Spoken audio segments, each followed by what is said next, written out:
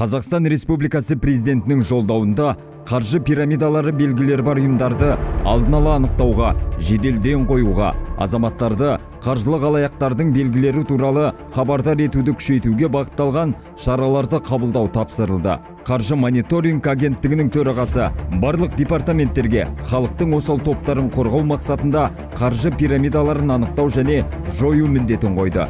Азаматтарды қаржы пирамидаларына бастапқы құрылудың кезінде тартудың алдын алуға агенттікпен арналған превентивтік шараларына көшуді жүзеге асырды. Осыған байланысты IT құралдарды пайдалана отырып, интернет кеңістікте заңсыз мазмұнды іздеу жүзеге асырылды.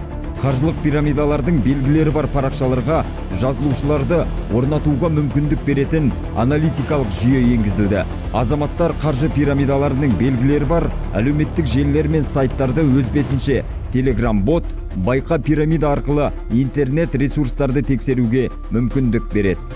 Қаржы пирамидаларына қарсы күрестің бұл әдісі облыс әкімінің орынбасары, экономикалық тергеу департаментінің басшылығы және бұқаралық ақпарат құралдары өкілдерінің жанында өткен брифингте айтылды.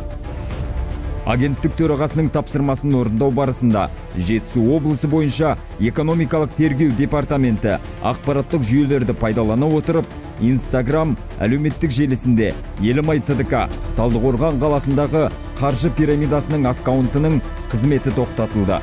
Аккаунттың жасаушылары қаржы пирамидасын жарнамалап, инвестициялық бағдарламалар бойынша азаматтарды тартумен айналысты. Аккаунттың қолданылу кезеңінде 100-ден астам түрлі жарнамалық жарияланымдар орналастырылды. Онда жазылушылар саны 1000-нан астам адамды құрады. Интернет парағы жойылып, заңсыз әрекеттерін тоқтатты.